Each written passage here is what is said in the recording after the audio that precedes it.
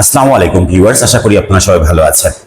Viewers, এই ভিডিওতে আপনারা দেখবেন 5টি গুরুত্বপূর্ণ গ্রামার রিলেটেড এমসিকিউস, যেগুলো ইউনিভার্সিটি অ্যাডমিশন টেস্ট এবং বিভিন্ন প্রতিযোগিতামূলক পরীক্ষার জন্য খুবই গুরুত্বপূর্ণ। ভিডিওটি শেষ পর্যন্ত দেখলে অবশ্যই উপকৃত হবেন। প্রথম প্রশ্নটা হচ্ছে, dash selfies when I visit places. তার মানে আমি, এর অর্থটা হচ্ছে যখন আমি কোনো জায়গায় বেড়াতে যাই, ভিজিট করি, তখন আমি সেলফি তুলি না। তো এই যে সেলফি তুলি না, না বললেই চলে, এরকম আছে। আপনারা জানেন যে সেলডম নিজে একটি অ্যাডভার্ব, অর্থাৎ কদাচিৎ বা প্রায়ই না, এরকম সেন্সে এই সেলডম শব্দটি ব্যবহার করা হয়। কিন্তু এখানে এই যে তুলি না এরকম ইমফ্যাসিস করে বলা হচ্ছে, সেজন্য এটা ইনভার্জনের ব্যবহার করতে হবে। ইনভার্জন হচ্ছে এমন একটি গ্রামার যেটা হচ্ছে স্বাভাবিক গঠনের উলট পালটি স্ট্রাকচার, সেটা হচ্ছে ইনভার্জন। যেমন আমি কখনো মিথ্যা কথা বলি না, খুব একটা বেশি জোর নাই, কখনোই বলিনি, কখনো মিথ্যা কথা বলি না, তাহলে আপনাকে করতে হবে আই নেভার টেল এ লাই। কিন্তু আপনি যদি কখনোই এরকম জোর দেন, তাহলে আপনাকে করতে হবে ইনভার্জন, অর্থাৎ প্রথমে আপনাকে নিয়ে আসতে হবে নেগেটিভ অ্যাডভার্ব, তারপরে টেন্স অনুযায়ী আপনাকে অক্সিলিয়ারি ভার্ব আনতে হবে, তারপরে সাবজেক্ট, তারপরে মেইন ভার্ব। এই বিষয়টি মনে রাখতে হবে। প্রথমে দিতে হবে নেগেটিভ অ্যাডভার্ব, তারপরে দিতে হবে অক্সিলিয়ারি ভার্ব, তারপর সাবজেক্ট, তারপর মেইন ভার্ব। তো দেখুন, এটা হচ্ছে যে যেহেতু কখনোই আমি মিথ্যা কথা বলি না, তাহলে নেভার ডু আই টেল এ লাই, তাহলে নেভার হচ্ছে নেগেটিভ অ্যাডভার্ব, ডু হচ্ছে প্রেজেন্ট ইনডিফিনিট টেন্স অনুযায়ী অক্সিলিয়ারি ভার্ব, আর হচ্ছে সাবজেক্ট, তারপর মেইন ভার্ব। ঠিক একই স্ট্রাকচার এখানে ব্যবহার করতে হবে। আর সেলডমলি বলে কোনো শব্দ নাই, সেলডম নিজে একটি অ্যাডভার্ব, সেজন্য এটি হবে না। সেলডমলি যেখানে আছে সেটা হবে না, কারণ সেলডমলি বলে কোনো শব্দ নেই। সেলডম মানেই হচ্ছে কদাচিৎ বা প্রায়ই না, সেজন্য এই দুইটা প্রথমেই হবে না। তাহলে এখন এইটা আর এইটার ব্যাপার, তাহলে দেখুন যে যদি আপনি ইনভার্জন করতে চান, তাহলে আপনাকে প্রথমে নেগেটিভ অ্যাডভার্ব ব্যবহার করতে হবে, তারপরে ব্যবহার করতে হবে অক্সিলিয়ারি ভার্ব, তারপরে ব্যবহার করতে হবে সাবজেক্ট। তো এটা নেগেটিভ অ্যাডভার্ব, সেলডম কিন্তু একটি নেগেটিভ অ্যাডভার্ব। ওকে, এই নেগেটিভ অ্যাডভার্বের পরে দেখুন কোনো অক্সিলিয়ারি ভার্ব নেই, সরাসরি সাবজেক্ট ব্যবহার করা আছে, সেজন্য এটিও হবে না, এটিও হবে না, এটিও হবে। তাহলে হবে কোনটা? এইটা হচ্ছে সঠিক উত্তর। দেখুন, সেলডম ডু আই টেক, মানে আমি seldom do I take selfish, মানে আমি সেলফি তুলি না। টেক সেলফি মানে সেলফি তোলা, আর seldom do I take selfie, অর্থাৎ আমি সেলফিজ তুলি না ওয়েন আই ভিজিট প্লেসেস, যখন আমি কোনো জায়গা ভিজিট করি তখন আমি সেলফি তুলি না, এরকম সেন্সে ব্যবহার করা হয়েছে সেলডম ডু আই টেক। যদি বলি যে সেখানে যাই না, তাহলে সেলডম ডাজ হি গো দেয়ার, তখন কিন্তু হি অনুযায়ী ডাজ হয়ে যাবে। তাহলে মনে রাখবেন যে সেলডম একটা নেগেটিভ অ্যাডভার্ব, তারপরে অক্সিলিয়ারি ভার্ব, তারপরে সাবজেক্ট, তারপর মেইন ভার্ব।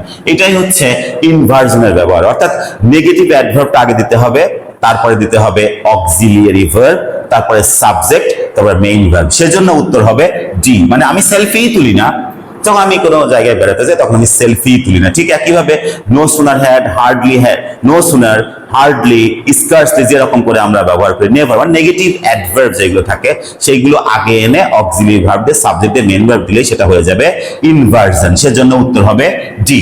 আশা করি বুঝতে পেরেছেন। Question number 2, the passive voice of who is John inviting. Modern ইংলিশে এই যে সাধারণত হু মানে কিন্তু এখানে কে না, হু মানে এখানে কাকে ব্যবহার করা হয়েছে। মডার্ন ইংলিশে সাধারণত হুম ব্যবহার করা হয় না, বেশিরভাগ ক্ষেত্রেই কিন্তু হু ব্যবহার করা হয়। তাই হু মানে কে, আবার হু মানে কাকে। এখানে ফলো করুন, হু ইজ জন ইনভাইটিং, এখানে কে দিয়ে আপনি বাংলা অনুবাদ করতে পারবেন না যে কে জন ইনভাইট করছে, না কাকে জন কাকে আমন্ত্রণ জানাচ্ছে বা আমন্ত্রণ করছে কাকে। এখানে কিন্তু হু অর্থ কাকে ব্যবহার করা হয়েছে, কিন্তু হুম লেখা হয়নি, এটা মডার্ন ইংলিশে লেখা হয়েছে। এর আগে আমি বিভিন্ন ভিডিওতে বলেছি যে মডার্ন ইংলিশে সাধারণত অবজেক্টের ক্ষেত্রে আপনি হুম এর স্থানে হু ব্যবহার করতে পারেন। দেখুন, হুম ইজ জন ইনভাইটিং, সাবজেক্ট হচ্ছে জন, আর এখানে সেজন্য হু অর্থ কে হবে না, কে দিয়ে আপনি বাংলা অনুবাদও করতে পারবেন না যে কে জন ইনভাইট করছে, হয় না, কাকে জন ইনভাইট করছে। এই জন্য এখানে হু অর্থ কাকে হয়ে যাবে, হু ইজ জন ইনভাইটিং, জন কাকে আমন্ত্রণ জানাচ্ছে, জন কাকে ইনভাইট করছে। এটার প্যাসিভ ভয়েস কি হবে? আমরা জানি যে হু থাকলে বাই হুম হবে, সাধারণত সবার ধারণা যে হু থাকলে বাই হুম হবে, কিন্তু এখানে হু থাকার পরেও বাই হুম হবে না। এটি হচ্ছে সবচেয়ে গুরুত্বপূর্ণ ব্যাপার, কারণ এখানে বোঝাচ্ছে যে জন কাকে ইনভাইট করছে, কে, এরকম সেন্স বোঝাচ্ছে। কে থাকলে কার দ্বারা আপনি প্যাসিভ করে করতে পারেন, কিন্তু যদি থাকে যে কাকে, তখন কিন্তু আপনাকে কাকেই করতে হবে। এখানে হু থাকলে আপনাকে হু দিয়েই প্যাসিভ করতে হবে। দেখুন জন কাকে ইনভাইট করছে, এটা হচ্ছে অ্যাক্টিভ ফর্ম। এখন আমরা যদি এটা করি যে হু ইজ ইনভাইটেড, এটা হবে না, কারণ এটা present continuous tense. Present continuous টেন্সে প্যাসিভ করতে গেলে আপনারা জানেন যে বিং ব্যবহার করতে হবে, অ্যাম ইজ এর তারপরে বিং ব্যবহার করতে হবে, সেজন্য এটি হবে না। এখন দ্বিতীয়টা দেখি যে হুম ইজ ইনভাইটেড, এখানেও দেখেন যে এটা কন্টিনিউয়াস টেন্স কিন্তু এখানে বিং ব্যবহার করা হয়নি, সেজন্য এটা হবে না। আচ্ছা ওকে, তারপরে আমরা ডি নাম্বারটা দেখে আসি। ইজ সামওয়ান ইনভাইটেড, এখানে সামওয়ান ইনভাইটেড, এখানেও বিং ব্যবহার করা হয়নি, সেজন্য হবে না। আপনার এমনি বুঝতে পারছেন যে প্রেজেন্ট কন্টিনিউয়াস টেন্স যদি হয় তাহলে প্যাসিভ করার সময় বিং ব্যবহার করতে হবে, being, am is are being, তারপরে ভার্ব থ্রি ব্যবহার করতে হবে, ভার্বের ফার্স্ট পার্টিসিপল ফর্ম। তাহলে একমাত্র সি নাম্বারে এরকম বিং ব্যবহার করা হয়েছে, এখন সেজন্য উত্তর হবে সি। কিন্তু বিষয়টা হচ্ছে যে কেন সি হবে, আমরা একটু বাংলায় অনুবাদ করে দেখি যে জন কাকে ইনভাইট করছে। আমরা যদি বাংলায় অনুবাদ করি তাহলে হু ইজ বিং ইনভাইটেড, কে কাকে কাকে ইনভাইট করা হচ্ছে বাই জন, মানে জনের দ্বারা কাকে ইনভাইট করা হচ্ছে, কে আমন্ত্রিত হচ্ছে। তাহলে এখানে দেখুন এই যে হু থাকলে বাই হুম হবে, এটা ওল্ড ধারণা, এটা কিন্তু ব্যাংকের, বাংলাদেশ ব্যাংকে এই প্রশ্নটা করেছে যে হু ইজ জন ইনভাইটিং, জন কাকে আমন্ত্রণ জানাচ্ছে। এটা প্যাসিভ করতে হবে যে কে জনের দ্বারা আমন্ত্রিত হচ্ছে, কে জনের দ্বারা আমন্ত্রিত হচ্ছে। হু থাকলে এখানে বাই হুম হবে না, এখানে আসলে আমন্ত্রণ জানাচ্ছে জন, সেজন্য বাই জন হবে। আর এমনি বুঝতে পারছেন যে কন্টিনিউয়াস টেন্সে বিং কোনো জায়গায় নাই, এটা হবে। কিন্তু আপনাকে বুঝতে হবে যে জন কাকে আমন্ত্রণ জানাচ্ছে, এইটা বাংলা কিন্তু কে না কাকে, সেজন্য আপনাকে বাই হুম করতে পারবেন না, সেজন্য করতে হবে হু ইজ বিং ইনভাইটেড, কে আমন্ত্রিত হচ্ছে বাই জন, জনের দ্বারা কাকে আমন্ত্রণ করা হচ্ছে বা কে আমন্ত্রিত হচ্ছে, এই জন্য উত্তর হবে সি। আশা করি বুঝতে পেরেছে। Question number 3, it was the first time that dash the book. I read the book. I was reading the book. C, I had read the book. না D, I have read the book. এটা হচ্ছে sequence of টেন্সের ব্যবহার, sequence of tense. তাহলে দেখুন যদি অতীতের দুইটি ঘটনা থাকে, অতীতের দুইটি ঘটনার মধ্যে যেটা বেশি অতীত, যেটা আগে ঘটেছিল, সেটা আপনাকে পাস্ট পারফেক্ট টেন্স করতে হবে। খুবই সহজ একটি প্রশ্ন, যে এটাই ছিল প্রথমবার যে আমি বইটা পড়েছিলাম, আমি বইটা পড়েছিলাম, এটাই ছিল প্রথমবার আমি বইটা পড়েছিলাম।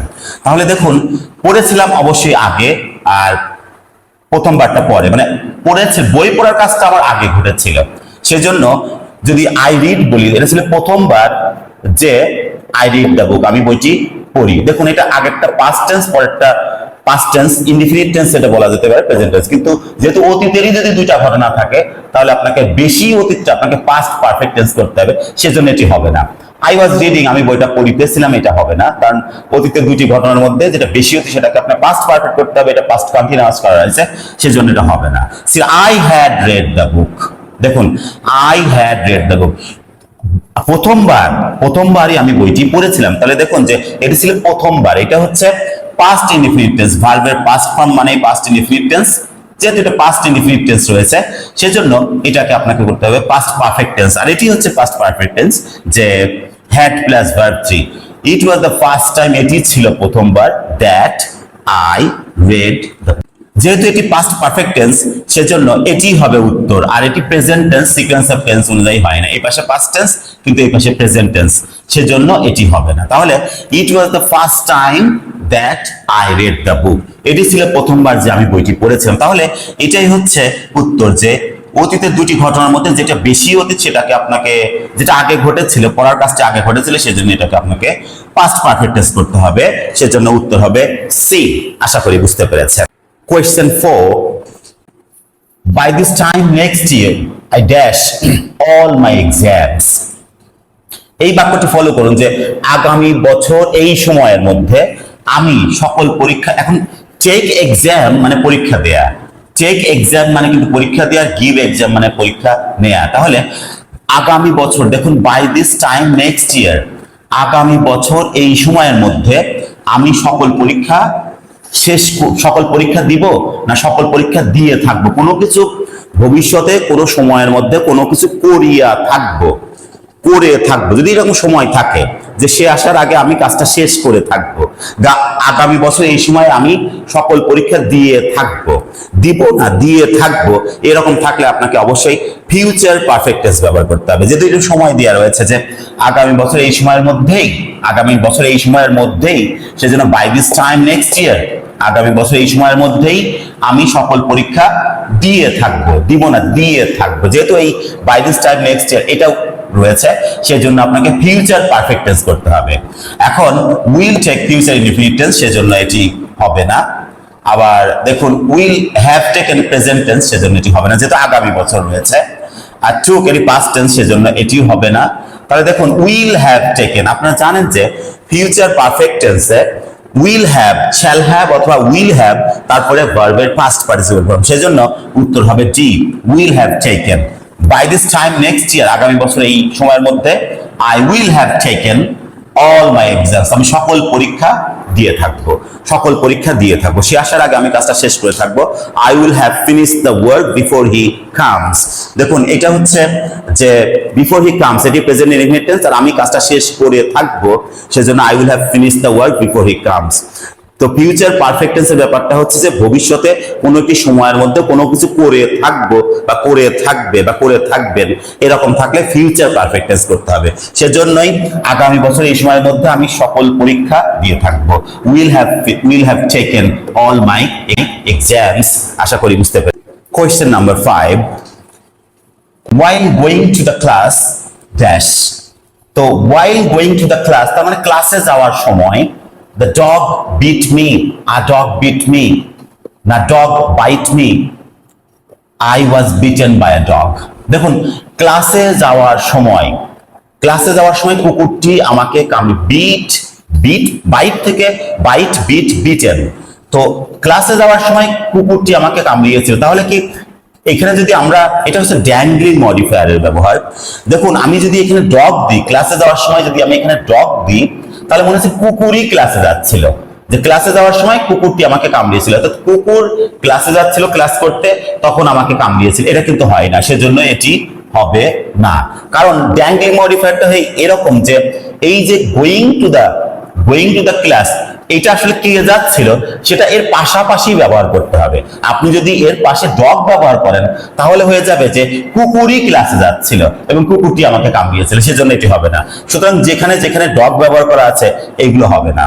তাহলে কুকুরটি আমাকে কামড়িয়েছিল, একটি কুকুর আমাকে কামড়িয়েছিল, কুকুরটি আমাকে কামড়ে, এটা তো হবেই না। বাইট, এটা তো হবেই না, কারণ কুকুর থাকার কারণে এই উত্তরগুলি হবে না। তাহলে দেখুন আমি I was bitten by a dog, আমি একটি কুকুরের দ্বারা কামড় খেয়েছিলাম, তার মানে আই ওয়াজ বিটেন প্যাসিভ করতে হবে, কারণ দেখুন ক্লাসে যাচ্ছিল কে, আমি, আর কামড়িয়েছিল কে, কুকুর। তাহলে এই যে আপনি যদি এখানে ডগ দেন তাহলে মনে হচ্ছে যে কুকুরই ক্লাসে যাওয়ার সময় কুকুর আমাকে কামড়িয়েছিল, কিন্তু ক্লাসে তো যাচ্ছিলাম আমি, সেই জন্য আমিটা আপনাকে এই মডিফায়ারের পাশেই রাখতে হবে, তাহলে সেটা কিন্তু ড্যাংলিং মডিফায়ার হয়ে যাবে।